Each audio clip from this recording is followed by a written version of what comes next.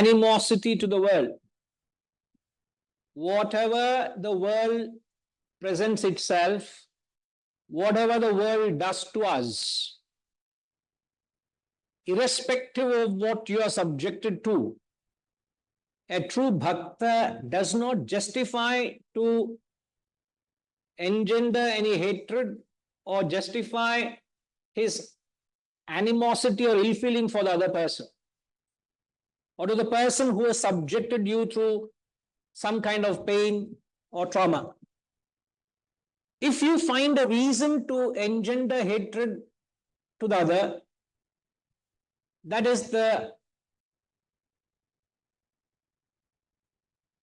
the point you disqualify to be a devotee of God. So if you want to be a devotee of God, irrespective of what the other person does to you, you must find reason to be able to identify with the other. But when you don't allow the wisdom to prevail and you create an otherness, you create a feeling of hatred or bitterness, whereby the result is you have committed a sin.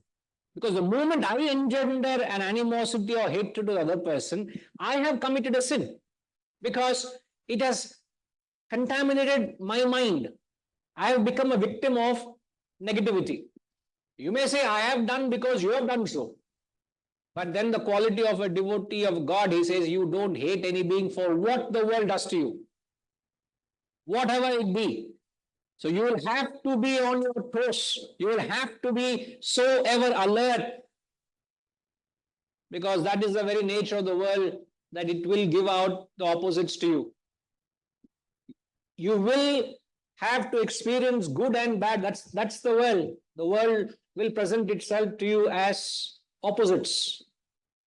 So it's impossible to expect the world to cater to your expectations. You can't expect the world to behave or cater to you. So you must understand the world has a nature of its own. It will, and its nature is, it is dvandvas, it is opposites. So when it presents itself something unpalatable, at that moment, you should be able to not hate that which is being presented.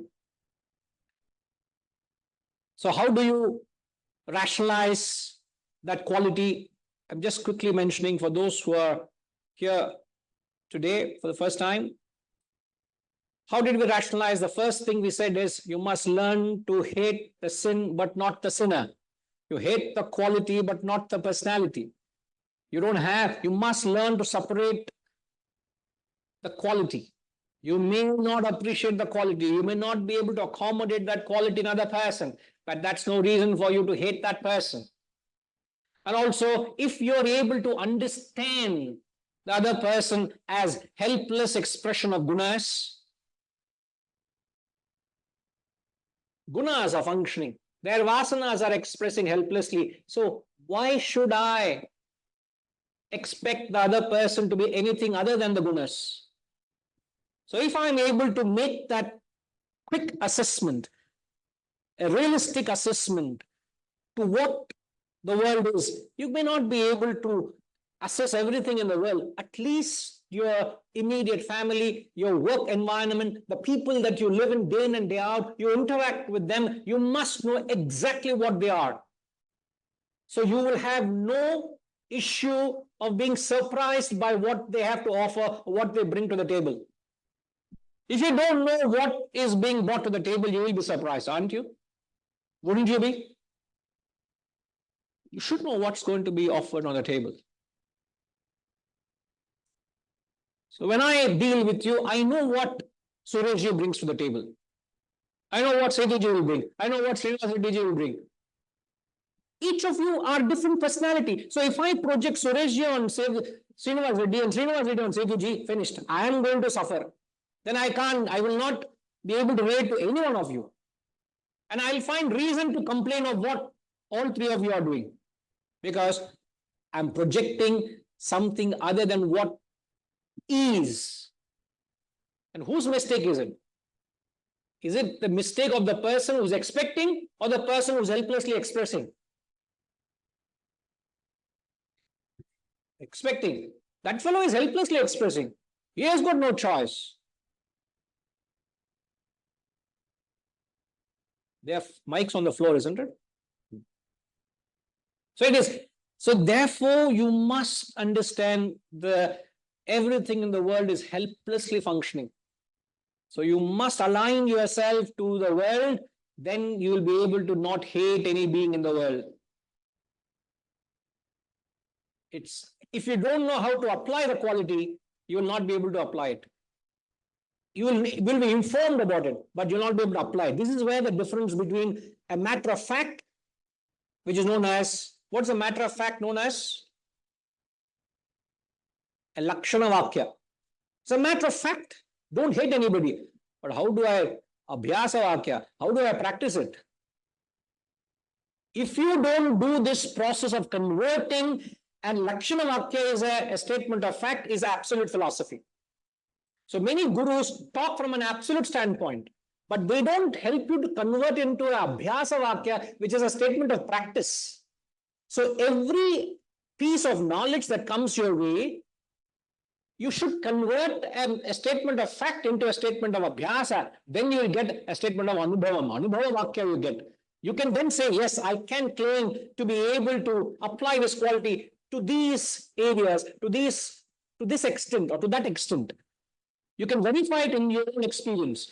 But if this process of conversion from absolute to relative,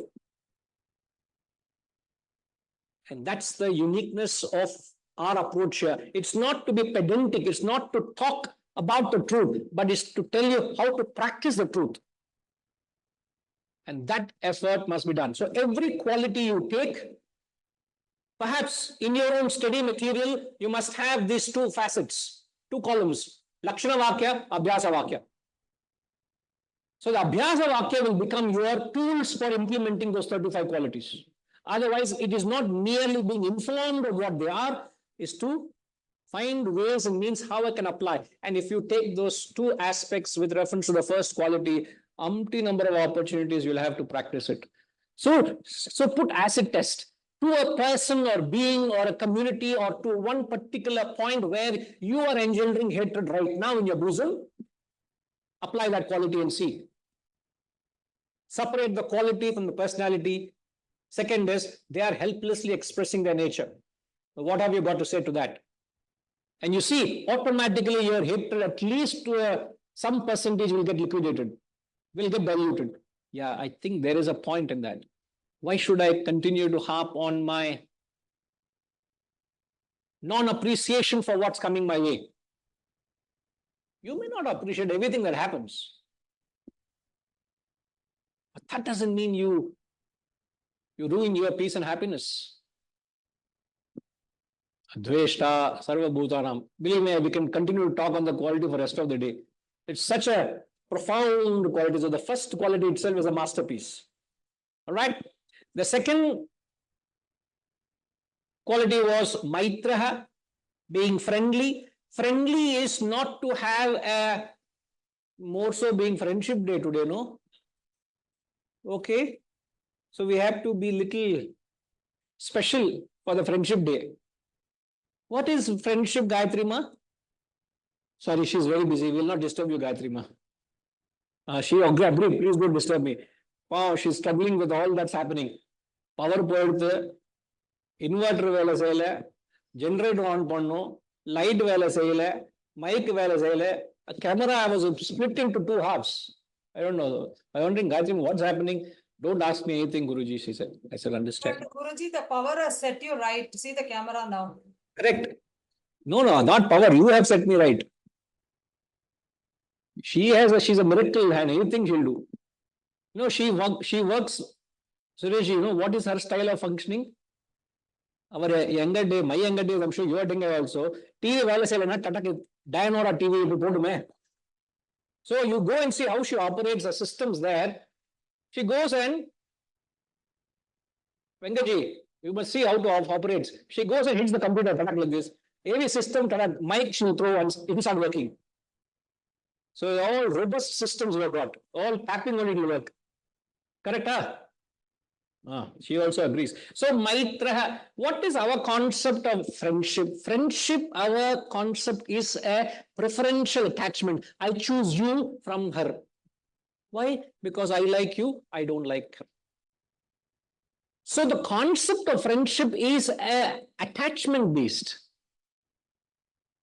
Why? Somebody satisfies you in some way, concurs to you in some way, you are helpless to express a feeling of liking or attachment. So the concept of friendship is not a preferential attachment, rather an impersonal acquaintance. You feel you have got nothing to gain, nothing to lose, but you have a general impersonal affection to everybody. You're being very generous, very courteous, very loving. Not because you're being kind to me, because I'm able to identify with you. That's all. There's no reason not to identify with you. Maitraha. Then the third quality is compassionate. Compassion is, how did we say the 4 points, Shamalama? I know you repeated the 4 points last time. You have your notes with you? Don't tell me I didn't bring the notes. No, I got it, Guruji. Compassionate is compassionate, considerate, but it is weak impulse. What's the first point? Karunaha is compassionate, considerate. Amma. The first point is weak pity. You said it is weak pity. Weak emotion. Weak emotion. It should not be a weak emotion. Yeah, it should not be a weak. So what is weak pity? Surface emotion. It shouldn't be.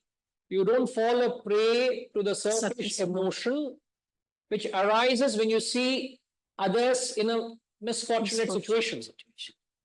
So the natural thing is you feel, look at him, what they're going through. It kindles a certain sympathetic feeling for their other suffering or misfortune situation. So compassion is first arrest that weakness. It is not a weak pity. Correct? Next. Next one. Karma is governing somebody's suffering. It is not. It is his or her karma that is governing their Suffering. Their experience, the suffering, whatever situation they are in, their karma. You have no choice but to experience it. Yeah. What have I got to do with it? What have I got to do? You can help them. No. Whatever. First stand. The second point, clarify panungo. When you understand it is their karma, what have you to do? What have you to say to yourself? I have got nothing to do with it. Because I am not in any way in the equation of your karma. Yeah. But what karma pa? Na enna pannu? Means you are getting in life what you deserve. And the law of deserving has only one equation, you and yourself. That's all. Nobody else is involved in the law of karma. The law of karma, what does it say? Okay, what is the law of karma based on? Give it to Venkatram. Sir, why are you think I'll not notice you sitting in the last row, is it? You think conveniently he's got himself parked in the corner, he got a special chair for himself, he sat there. My him only. This was already there anyway. Yeah. Backbencher will remain a backbencher.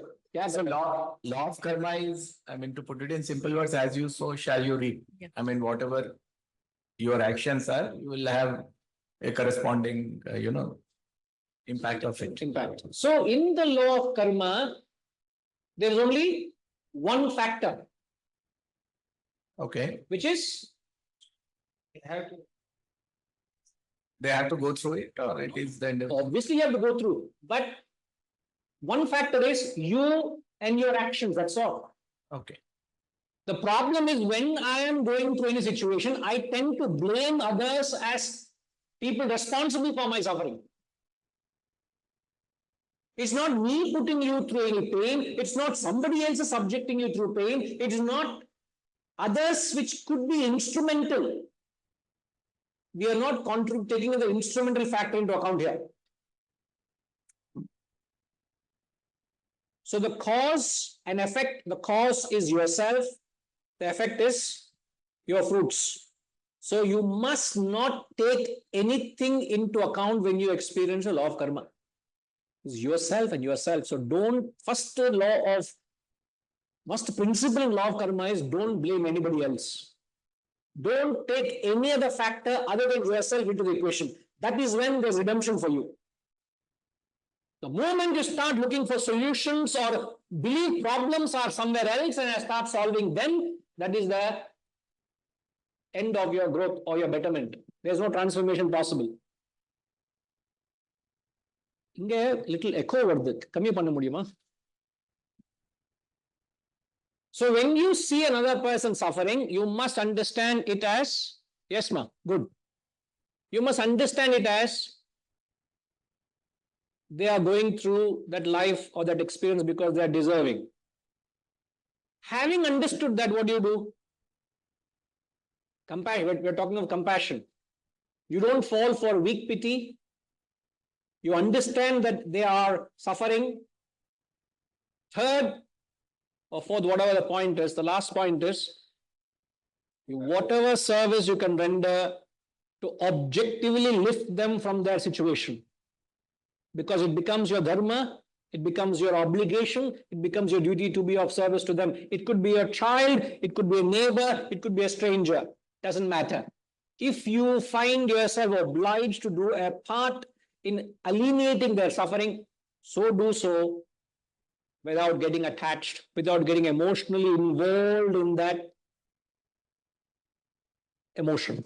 The problem is we get so entangled in emotion. Any emotion you get entangled. So you must feel afraid. Bhaya varna emotion na. Because you get trapped. That is the danger of emotion. You get trapped in emotion.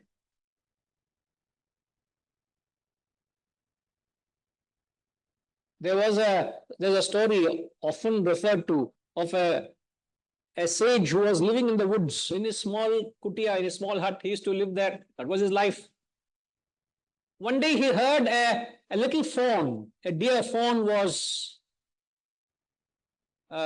moaning in pain. So he followed the voice and he found that not far away there was this little fawn which was actually caught up in the bushes and the thorns, the shrubs, got caught up, and it's actually lacerated itself with a lot of wounds, and poor fellow couldn't let itself loose. So what naturally the man did, the Swami did, he freed that little fellow, brought it with him to the ashram. He took care of it, cured it, fed it, and that became his companionship. So he was the only person, nobody else there. And the story goes, next Janma he was born as a deer.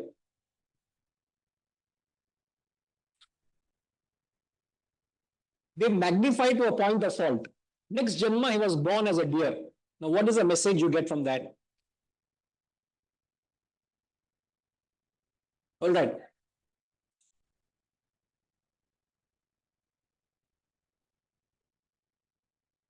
The point is, he was all by himself with no emotion. Suddenly something presented, he gave himself the emotion and he got himself so bound by it, he became it, so much so that was his last thought that required fructification. Next Janma, he had to be born as a deer. My God, don't know what I will be born next Janma. You see, you must be fearful how powerful is the trap of emotion. It's so powerful. You can so easily get trapped in it. you never know where you lost your focus. So that's why I say always operate with emotion. So compassion is an emotion. Don't fall for that superficial feeling for what others are going through, rightfully going through for their actions. What have you got to do with it, man? So don't lose your purpose, don't lose your focus, don't slip away by others' sufferings. So compassion is to be able to alleviate them, but from a standpoint of strength, not from a standpoint of emotional impulse or an emotional weakness. You continue to do what you can, but from a standpoint of strength, not a weakness, not a weak pity. That is compassion. Karunaha. It's a beautiful quality, but hardly anybody practices it. Very rare, because they get emotional. Almost you must be like a stone, like a statue. Come the day the statue is cleaned up, decorated, garlanded, celebrated, media coverage, everything happens. When? On the day of that birthday of the statue. Rest of the year, only bird droppings are there. Garbage. They don't even remove the garlands which have dried up. It is the breeze that the petals, the dried petals all fly away and it's just neglected. What is the attitude of that statue to all that's happening? Doesn't get excited on the day it's being garlanded, doesn't get dejected when the bird droppings are there. Liberal droppings. Pop off. அது ஒரு design மாதிரி Mona Lisa painting மாதிரி அது. No reaction. So you must remember, almost be like a stone. So ensure that you don't fall a prey to emotion. This is one of the weakness in emotion. Emotion is you fall for it. So never fall a trap in any emotion. And yet we are talking about bhakta, emotion. Emotion must be a strength, not a weakness. So this aspect of it is not highlighted. Bhakti is, they say when you sing a song or when you are emotional, your heart melts. They always portray bhakti as a very soft, very pure indeed, but they portray it as something very pure, naive, that kind of immature kind of a thing, not a point of wisdom or strength or conviction. In fact, in Vedanta, we are taught prayer is not a beggary. What do people do in the name of prayer?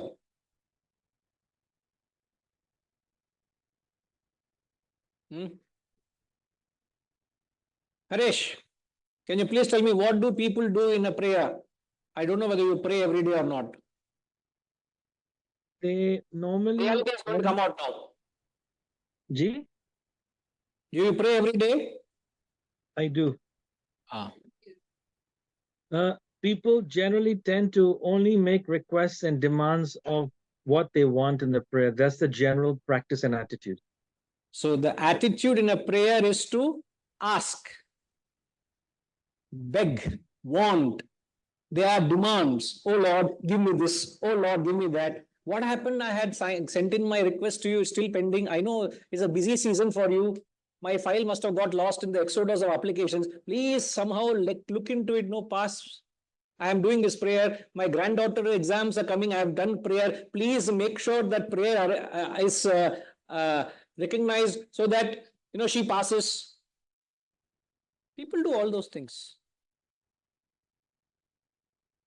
So many things they do.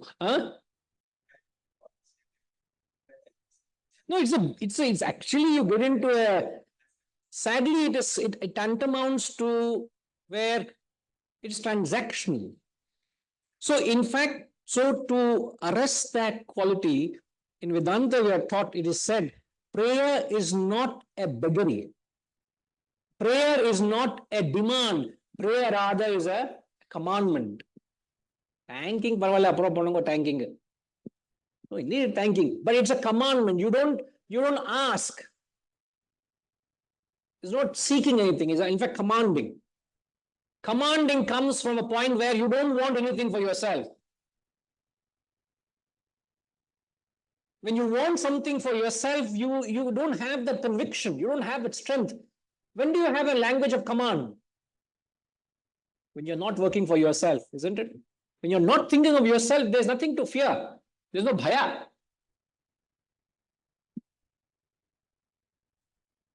So prayer is sadly misconstrued. Bhakti has always been portrayed as a very soft corner, as if God is going to melt for your blackmailing emotion. I don't want such God who will fall for your tears and fall for your emotions. That is no God. You think God is such weak, sitting and going to fall for your emotions? So don't fall into that weakness. Then did we get into the fourth quality? No. So the last we did was karunaha. Now the fourth quality is nirmamaha. Nirmamaha means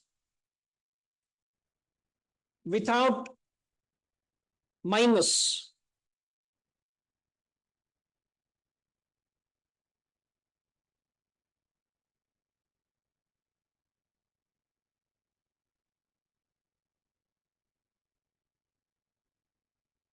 Ramji, what are your thoughts on this quality without minus?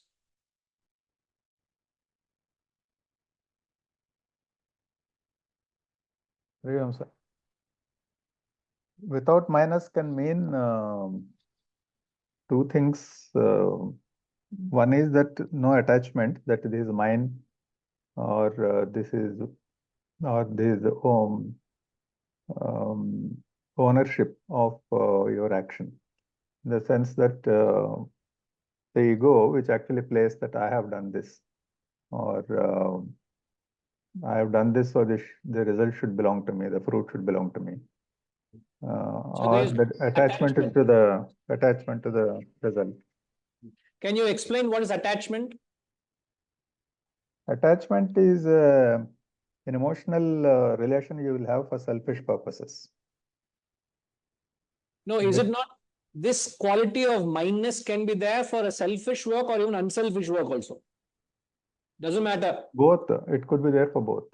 Then how can you say it is selfish only?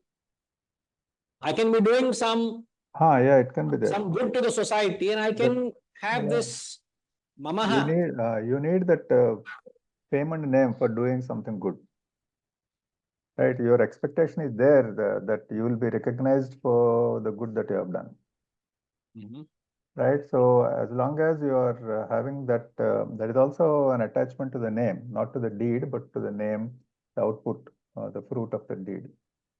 So the fruit of that deed could be for your own. So even when you do good to others, if you still have that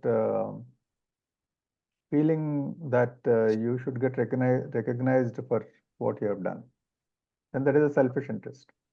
But if you have done it without any expectation of any credit for what you have done, and that is real.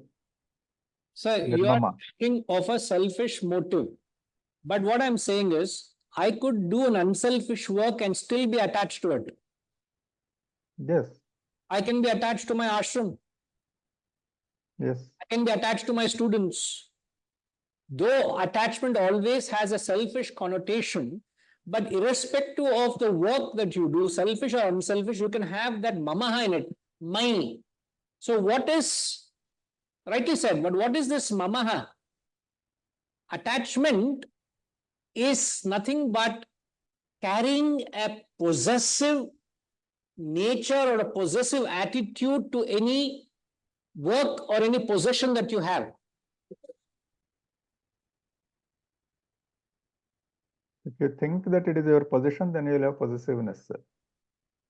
So the possessiveness is the attachment. Yeah. So nirmamaha is to remain to have a dispossessive attitude to your possessions, a dispossessive attitude towards your actions.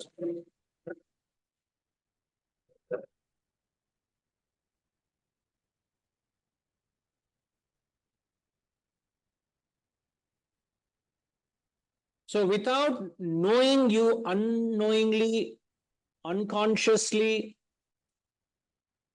you are developing an attachment to anything that you possess. So that possessive attitude has to be renounced, not the possession.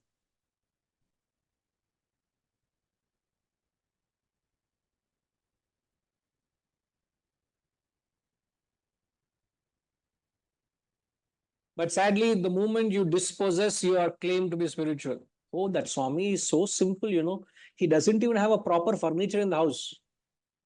That is a yardstick of spirituality. He sleeps on the floor, you know. He only has got 3 dhotis with him. And that too, one with a hole. So simple. Is that the measurement of spirituality? Because he has less possessions? I'm only trying to establish this quality. It is not to possess. It is to possess. The Shastras have no restrictions to what you possess. As long as you don't have, as long as you're not possessed by a possession.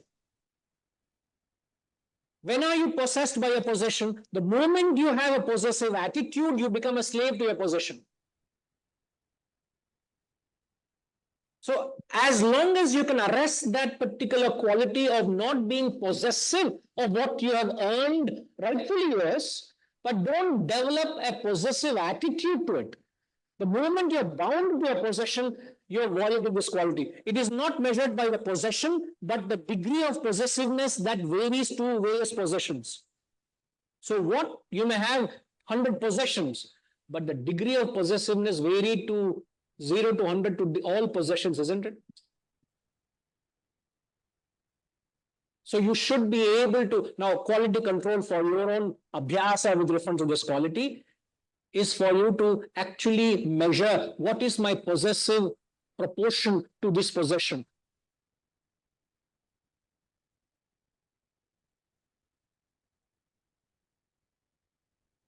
The quality I got to go into just after this thought flow. So the abhyasa is just to put a list of things that are dear to you and start giving a quotient of percentage. What is my possessive quotient towards this? How much am I a slave to my family? How much am I a slave to my money? How much am I a slave to my knowledge, my views? How much am I a slave to my reputation, my position, my status, or anything that I do? I can have a possessive attitude towards the ashram also. So my ashram, I can have that binding. So what will reduce as you spiritually progresses? That possessive quotient reduces. So you may increase your ability to possess. See, what is wrong in possessing? There's something wrong in. Oh, I think the Siri is also answering me here. Huh?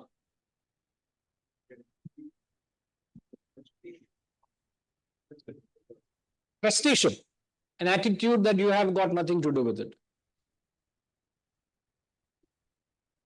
I remember Swamiji used to give an example. You live in your house as if you are checked into a hotel. Checked into a beautiful hotel. Nice view, luxurious comforts, all the amenities that you wanted. You're staying in your house as if you're checked into a hotel that day. You know I'm only a temporary visitor. I have paid the price for it, but nothing belongs to me. I use it, I enjoy it, I say bye-bye to it and move on. You don't bind yourself to it mentally, isn't it? So if I can carry that attitude of being a visitor to every facility, everything that you're doing, so you're just being entrusted through providence, let me make good use of it and move on. Why should I bind myself to it? So this binding mentally is attachment. Isn't it, Ramji? So nirmamaha is a mental binding to any work you do. Good, which is unselfish work. No need to mention about the selfish motives or selfish deeds. That is obvious. So it's not measured by how much you possess. So spirituality is not measured by what you possess. So you must change your yardstick of measuring who is a spiritual man. It's easy to measure gross possessions. It is difficult to measure my subtle possessive or dispossessive attitude. Since it's easy to gauge me with the number of possessions, people come to quick conclusions as he is materialistic, he is sensual, or he is spiritual. And people are able to fit into that kind of a demand also. They supply that kind of a thing. So they put on an act. Inwardly what's happening, God knows. So we should be very, very mindful. So when you start unfolding these qualities, there's so much more deeper meaning to it. Now, before I get to the question, I'll hear Sureshji, but the question is, how do you measure your degree of attachment? How do you measure your degree of possessiveness? I said we have to keep percentaging ourselves to the degree of your possessiveness to your possessions. The question is, how do you measure your degree of possessiveness? I'll come to the question. Sureshji. In this context, I am reminded of two anecdotes very briefly. A sadhu comes to the palace of a king, and the king says, "Let me show you around my palace. You know, this is so huge. This is this, this is this." The sadhu smiles, and the king is able to make out he is not very impressed. So he says, "Are you not impressed?" So the sadhu says, "No, this is only a guest house. Before you, who was staying here? My father, he was also the king. Before him, grandfather, he was also the king. Where are they now? They stayed here for some time and left. So isn't this a guest house? So don't say my palace, this is this, this is that." Second, there is this beautiful book which was also made into a movie called The Life of Pi.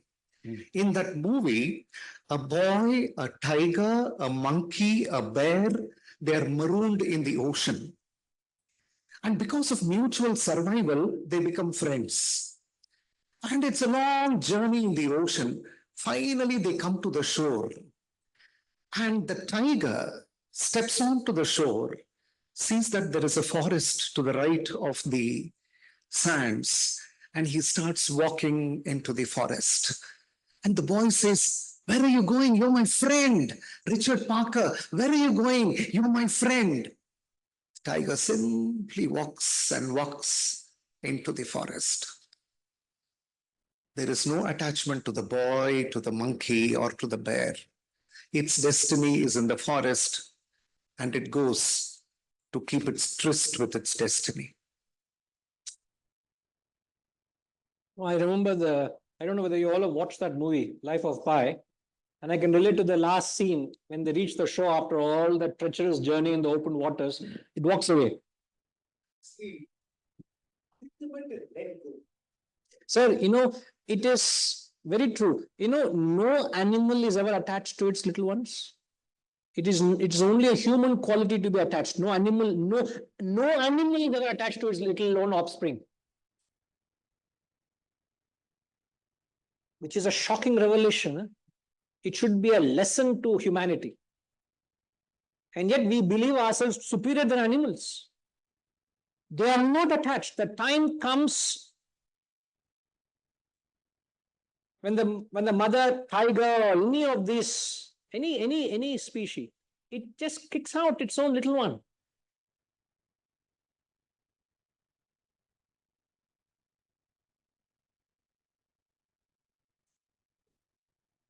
Sadly, it is not an inferior, superior quality.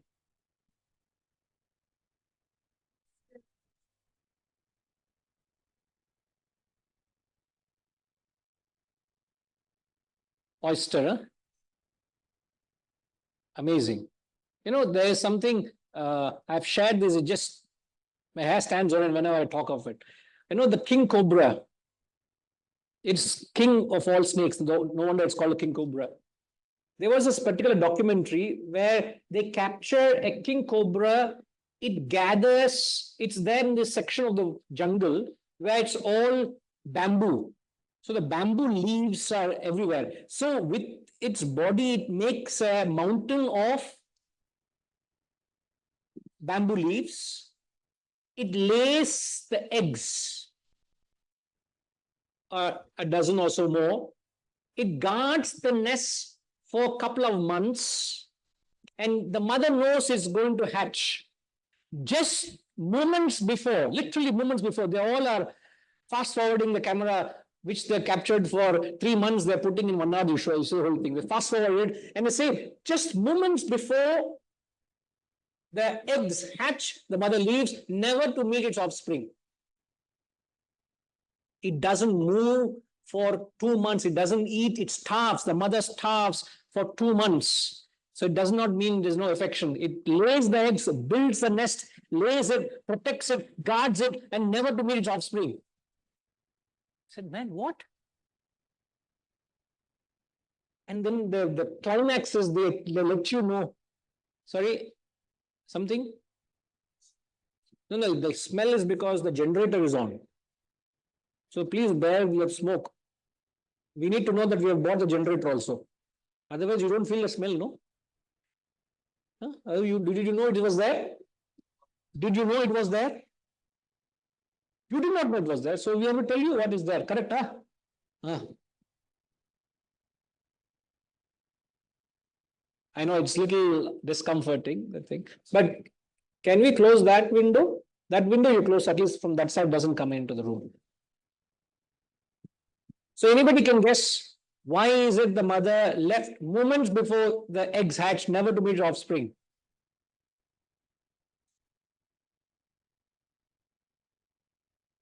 Sorry, it has the... Oh, can you on the mic, sir? Mother has the tendency to eat its own egg. No. Yeah. You know, the king cobra, King it's cobra. by nature a snake eater. It eats snakes. So when it sees a snake, it can't control its urge to kill. It's not that the mother kills its own offspring, but it may meet its own offspring down the corner and behind a few bushes, it will kill. But some providence is provided. I would not want to kill my own offspring. It leaves. It may invariably meet a few feet away, it will kill it. To protect it from killing its own little ones, it leaves. Ashcharya. It's a wonderment. Believe me, how it happens, who guards it, who has police it, how the mother knows that it's going to hatch minutes before, and the next few minutes later it hatches, and they all go separate ways, never to meet. Accidentally meet, they become prey. Forget it. But see, look at the wonder of each animal you take into it. Srinivas Reddy and me keep sharing a lot of this. We have a common interest. So something fascinating, isn't it? It's a wonderment. This is a wonderment. You don't have to go and see anywhere else. Ashcharya is happening right around us. So they are perfectly detached. Look at that detachment. No knowledge, no wisdom, they all inbuilt program. So one needs, so now where are we? My God. That person or that object becomes a continuous source of VAP. Give mic to VAP. If you have the attachment, what happens? That object or being, whatever you attach to, becomes a continuous source of dash. Obsession, possessiveness. No, because of your possessiveness to that particular object or being, that object or being becomes a perennial source of Pain and fear. sorrow, pain, suffering, insecurity, impediment. So that which should give you joy becomes a source of talavali. A thalanoppi antaru kada, a headache. Wealth creation can be a headache. Ashram can be a headache. You don't know what I'm going through. It can be a small facility, but to keep this fellow going, not really. It's a joy. It's a joy to do seva. It's a joy to create the vehicle so that this knowledge can take it further. It's about all. It's just a vehicle. So the question what I asked, Vap, what was the question? The object of Earlier, remember before Suresh said I asked a question. Okay, how do you measure, is that the degree of possessiveness? how do you measure the degree of your possessiveness? By checking how much are we attached to that? What percentage of attachment do we have for each of? You, listed. you know what you have done? You have very well rephrased the question. She thought she answered it, but she rephrased it beautifully. Correct, Gayatri Ma? Even Gayatri Ma from there, she's agreeing to you. Of her. No, she's very much with us.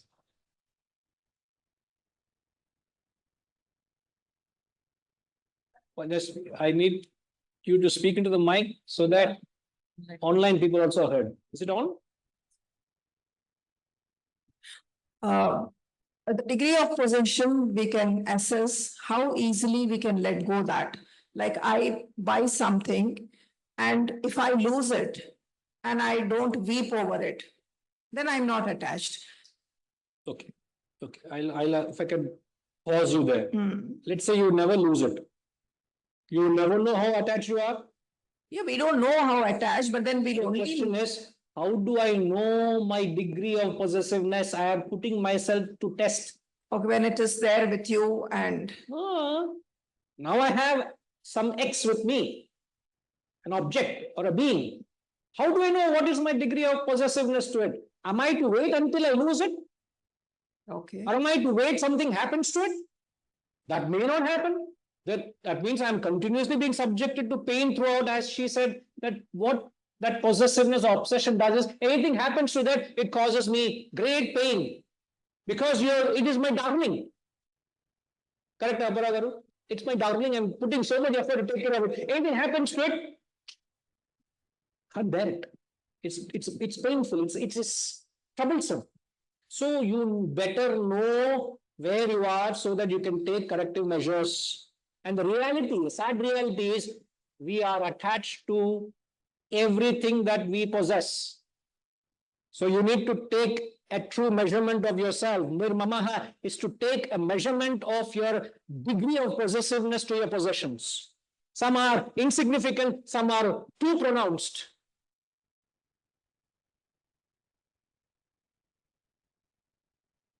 But there should be a way you should be able to measure. Yes, Eduji.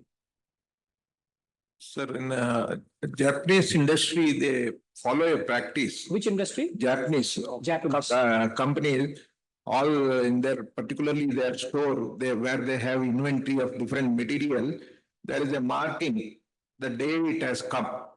And if it is anything is not used for more than a year, it is disposed of. It is sold or it is sent as a scrap. They don't want to keep anything more than a year in the factory. But at home, we pile up. No, but then what is the message in that? The message is they think it is a burden. It is sort of an attachment, but I am just saying they are practicing because it leads to a cost of inventory. There is a space cost and the material. If they want to sell, they get a better price when it is sold, when its life is only 1 year old.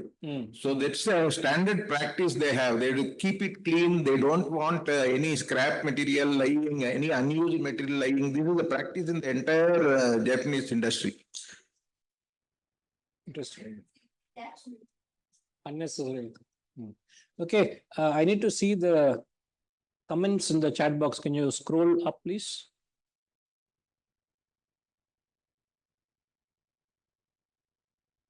Come down.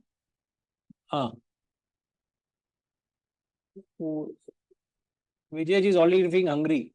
Unbaked students even get attached or possessed to the seva they do towards their guru.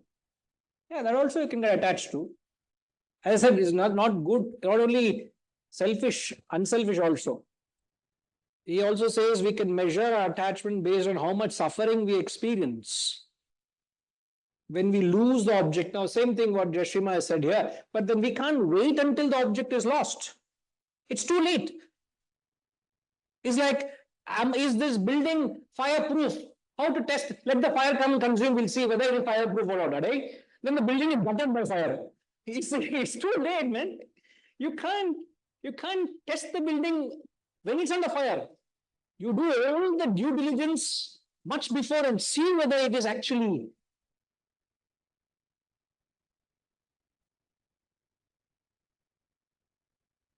You need to, don't waste your energy until the mic comes. Probably one of the measure is to see how much we are investing on that in either in thinking about it or, worrying about it. That probably is a measure. The lesser I think about certain thing that I possess or constantly fear about losing it or something happening to it or any of that. So basically, if I am thinking less, investing my energy and time less on any particular thing that I possess, probably that's a measure of understanding how much I am possessed, how I am possessive about that particular thing. Indeed. In fact, because when your thoughts go to anything, you naturally develop attachment. Correct.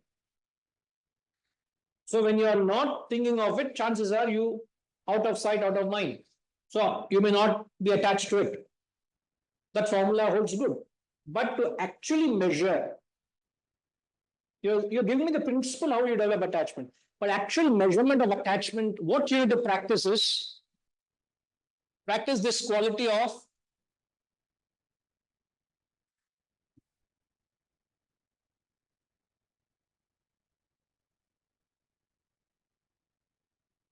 you start parting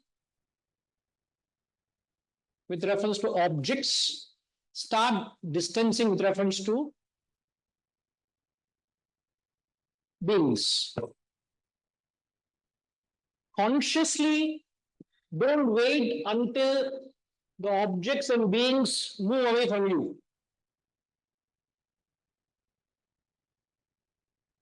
So if I can consciously part with something,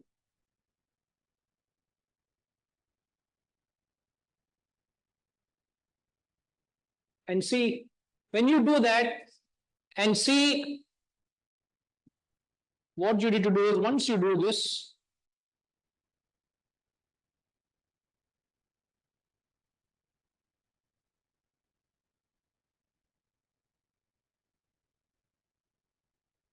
examine your mind. What is happening to your mind?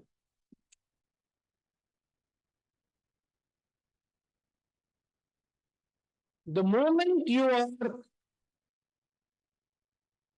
for example, Srinivas comes and asks me, Guruji, I know the foundation has got a big vehicle. We have family are trying to go on a long trip.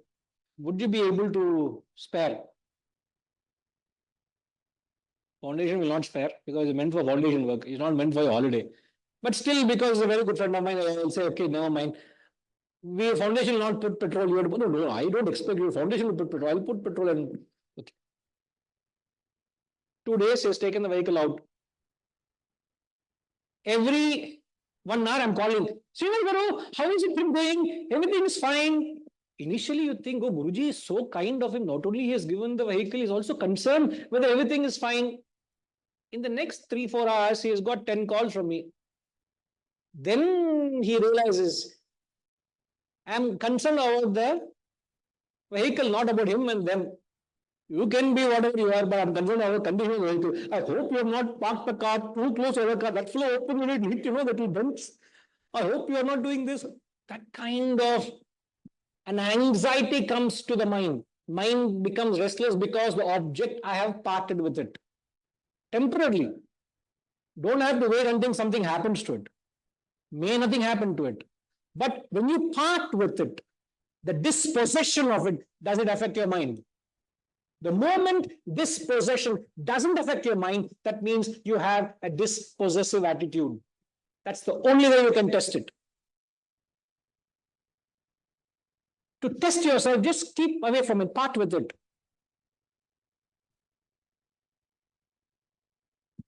Workaholics, one day in the midst of all your work, you say, today I am not going to work. So be it. Things will get delayed. Things will get choked up. So be it. Tomorrow, let's say if I fall sick, will it not get choked up? Let it choke up. So while I'm working without that. I'm not being a workaholic. That means I'm not addicted or obsessed to my work. That's why I don't create a meaning out of my work, as if my work alone is important. Maybe perhaps there are other things also I need to manage. My health, my family, just the time to space where I recover and recoup. So you don't just, it's not getting, one doesn't take a precedence over rest. So by trying to consciously inject that spirit of dispossessing, what are the words I used? Parting and distancing is with people, parting is with material things, objects. This is the only way you actually know. Because dispossessive or possessive is a state of your mind, no? If you want to know the true nature of your mind, keep away from it, which you can do it until you've lost it. Sir, every person, all of us, we know, I don't have to tell you, we all have come alone, we all have to go alone. So someone whom we are so attached to, the biggest attachment is family. So your wife, your husband, your child, your grandchild, they will leave you. Nobody is permanent. In fact, the only thing that is certain at birth is death. And that can happen anytime. Who are we to determine their death and their longevity? It can happen tomorrow. So when that happens, are you prepared for that? If an age-old person passes away, it's okay. But how can a young boy, my child, my grandchild, how can I can't accept that. Who are you to determine the longevity of that person? So don't be too critical of yourself or don't be too cynical when you fail the test. Understand, this is what I am, this is where I am. You don't have to sulk because you have failed in all the tests, sir. What do I do? Go to condolence meeting. Condolence for what? I have failed miserably in the possessiveness test. You don't have to be cruel to yourself. It is only a test to understand where you stand. And periodically, you can evaluate yourself. And you will realize, you come to a point, whether it is there or not there, it really doesn't matter to you. It really shouldn't unsettle you or shouldn't really excite you. I have often been very, I keep saying this and people say, don't say this when I say that. I don't know why. But I say this because I need to be prepared, and I've always been prepared. The saying is, men may come, men may go, I go on forever. You are only a temporary visitor in my life. You may be there with me now, supporting, encouraging, backing what is happening. For no reason or some reason or every reason, you will drop and move on. Should I get excited because you are there? Or should I get dejected because you're not there? Believe me, I will go through such trauma if I depend on you all for the work I'm doing. So I can very proudly, very safely tell myself and you all that I'm not dependent on any one of you. My work didn't start because of you. It's not going to end because of you. We are in this journey. You want to come along in the journey, you're most welcome. But you decide to disembark, that is your choice. You chose to embark, not because of my appeal. You embarked on it because you are in this journey. So we are all co-passengers. Each of us embark, disembark, that's your prerogative. What have I got to do with it? So I will not get bogged down with or without you. It will, the charm will remain with or without you. Men may come, men may go, I go on forever. I must learn to practice that detachment to everything that you do. You must be dispossessive. But when there is, you take care as if it is the most valuable thing. It means respect that, honor everything that comes, but understand it's only a temporary thing. That is the true spirit of Nir Mamaha. It's an amazing deep diving into each of these qualities. Really deep diving. And you can go and you can start experiencing such lovely facets of, these are all qualities, as I've said, of self-discovery. To really tell you, to give you a realistic assessment of where you stand. These qualities give you a realistic assessment. It gives you a knock on your head and say, hey, this is your reality. Don't be fooled because you can comment and talk and mesmerize, or you can rattle or quote the Shastras. That is mere academic. That is nothing. This is the real test of your spirituality. Yes, Uruji. In the context of measuring the state of mind, a beautiful incident in the life of Thomas Edison, was one of the greatest inventors of the world, and he had in New Jersey his laboratory where he did all his experiments, which was the size of 2 football grounds. In 1914, on a Sunday evening at 4 o'clock, he is there with his 2 sons when the entire building catches fire. Edison looks at the raging fire and he tells his sons, Sonny, go and get your mother. I'm sure she would not have seen a fire like this.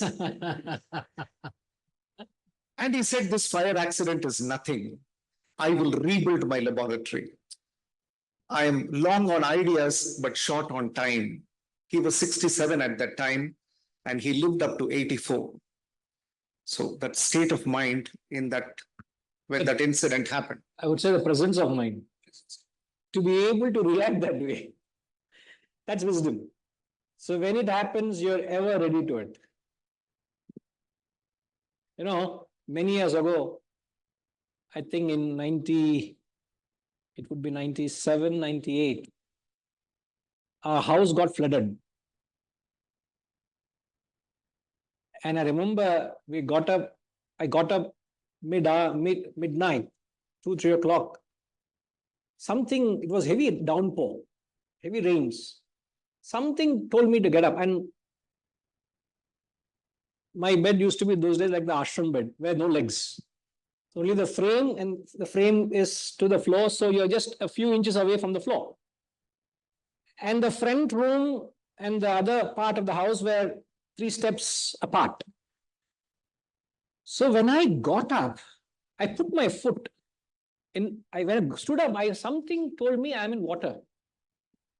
And the irony of it was, that night we all watched Titanic. Late night we watched Titanic. So I got up, I thought I'm still in the Titanic scene only, I didn't register for a moment. Then as I was walking, I was almost walking in some ankle level water. Then it triggered me, my God, it has actually started, the house is flooding. My first rush was my books. My books are there in the front room, and all Swamiji's books were stacked up in cartons in the same room, front room there. I quickly ran, alerted others, salvaged my lecture books, which was my life. Even that, that was a test. Even that moment, I only thought of my lecture notes. And those lecture notes are scanned, and this is what I follow. Over 33 years, I'm still following the same lecture notes. So that is my life. Even now I have it. If you ask me what is there in the locker, that is there in the locker. Those books are in the locker. After that, we took a stock of what damage was happened. And there was some value to the cost of the book damage. Next, after a few days, I called Swamiji and told him this. Swamiji, there was this floods, inevitable loss of this many books and CDs are beyond repair. This is a damage loss. Because I had to report to him. I'm only messenger taking care of his stock of his books. I told him. He said, Vinay, all my life I've been preparing for a loss. I never had a loss. Thank you. This settles score, he said. He was not expecting me to give him the news that there's going to be a loss of some damage of some books. He said, I've always been prepared for a loss, never had a loss. Thanks for the news. And he put the phone down. That presence of mind, that readiness. What can we do? Can we get some donation for it? Nothing. Thanks for the news of the loss. Put the phone down. So when things come and jolt you, you must have, like Edison had, that presence of mind. What a beautiful fire.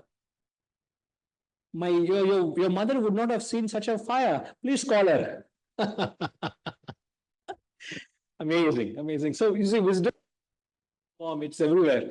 You must have the eye to see it. All right. We'll continue.